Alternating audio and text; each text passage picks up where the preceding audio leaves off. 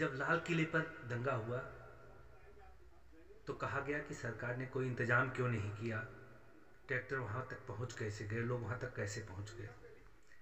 सरकार ने दोबारा 6 फरवरी के लिए गाजीपुर बॉर्डर पर नुकीले कीले लगा दी कि जिससे ट्रैक्टर आए तो पंचर हो जाए।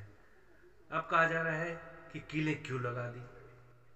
यह सुनकर के शायद सरकार ने सोचा कि इसको निकाल देते हैं।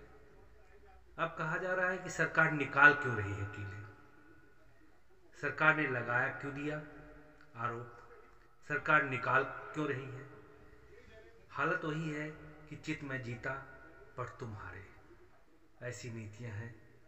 और जहां राजनीति इस तरह से चलती हो तो वहां आप कर भी क्या सकते हैं। ये दो तस्वीरें देख रहे हैं आप, एक इधर तस्वीर और एक नीचे। अच्छी तरह पहचानते होंगे इन दोनों लोगों को। एक इसमें मुस्लिम चेहरे हैं जो हमेशा मुस्लिमों की बात किया करते हैं, और एक हैं कि अपने को देश का बेटा बताते हैं। अब आप दोनों की भाषा को पहले सुन लीजिए, फिर इसके बाद मैं बताऊंगा कि दोनों की भाषा में अंतर क्या है। इनसे पूछना चाहता हूँ, 300 सीट लेने के लिए कितने लोगों को शहीद करोगे? हमारे कितने जवानों को शहीद करोगे?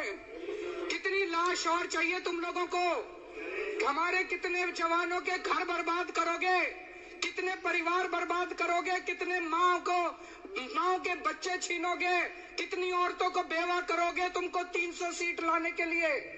लानत है ऐसी पार्टी के ऊपर, लानत है ऐसी सरकार की। क्या तुमने इसलिए भारत पाक से बॉर्डर के ऊपर ये सब करवाया तुम लोगों ने? जो दहशतगर्द हमला पुलवामा में हुआ, जिसमें हमारे वतन अजीज के 40 से जायद सीआरपीएफ के जिम्मेदारान की मौत हुई, और मैं इस बात को साफ और वाज़ेह तौर पर कहना चाहूंगा कि ये जो हमला हुआ है इसका रास ताल्लुक पाकिस्तान से है, और इसका जिम्मेदार पाकिस्तान की हुकूमत, पाकिस्तान की आर्मी और पाकिस्तान की आईएसआई के प्रोग्राम और प्लान के तहत ये हमला हुआ। केजरीवाल जी की 36 सेकंड की क्लिप है, इसमें आप देख लीजिए कि पुलवामा की दुर्घटना हुई है उस पर खेद जाहिर नहीं कर रहे हैं, देश को मजबूत नहीं कर रहे हैं, बल्कि दिल्ली की विधानसभा में सरकार, एक संवैधानिक संस्था है विधानसभा, और वहाँ पर कैसी कैसी भाषा बोल रहे हैं। अब ये कैसा देशभक्त है। मुझे तो लगता है कि इनको कुछ भी बोलना है देश विरोध के लिए तो इससे वो चूकेंगे नहीं। अभी दूसरी वीडियो, जो कट्टर मुस्लिम माने जाते हैं, यहाँ तक कि माना जाता है हिंदू विरोधी भी हैं, लेकिन उस इंसान की भाषा सुन लीजिए असदुद्दीन ओवैसी की, तो इनसे ज़्यादा भारतीय लगा। केजरीवाल से कई गुना ज़्यादा भारतीय असदुद्दीन ओवैसी लगे। और मैं इस चीज़ की तारीफ करूंगा, चाहे पार्टियों में कोई मतभेद हो, लेकिन जहां भारत आता है तो वहां भारत पहले होना चाहिए। लेकिन ये केजरीवाल जी को भारत पहले नहीं होता है, वोट पहले होना चाहिए, बाकी सब चीज़ें बाद में। और देखिए, जहां ये पुलवामा का हमला हुआ था, असदुद्दीन ओवैसी ने भारत को पहले रखा और पाकिस्तान को दोषी बनाया। लेकिन ये केजरीवाल जी हैं, पाकिस्तान को दोषी नहीं। आप देख रहे हैं हंगामा मचा हुआ सुबह से कि ग्रेटा है, मियाँ खलीफा है, और ऐसे 2-3 ये ट्विटर हैंडल चल रहे हैं, क्या क्या सारी चीज़ें हो रही हैं भारत के खिलाफ साजिश रचने में। मैं बोलता हूँ ऐसे 8-10 केजरीवाल अगर पैदा हों तो विदेशियों को ज़रूरत क्या है?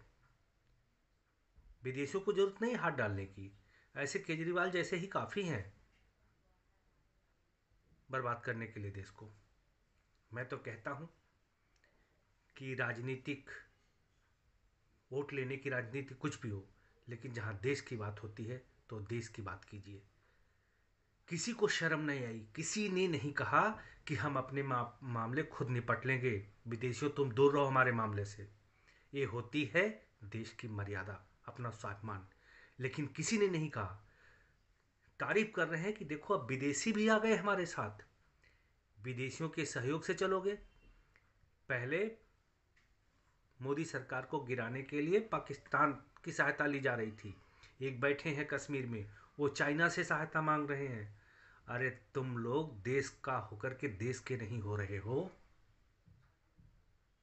तो शर्म आती है मुझे तुम्हारे ऐसे घिनौनी हरकतों पर।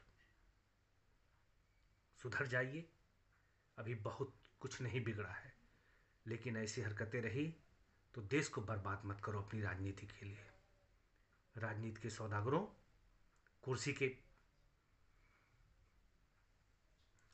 के लिए मरने वालों, देश की स्वाभिमान को, देश के सम्मान को बट्टा मत लगाओ।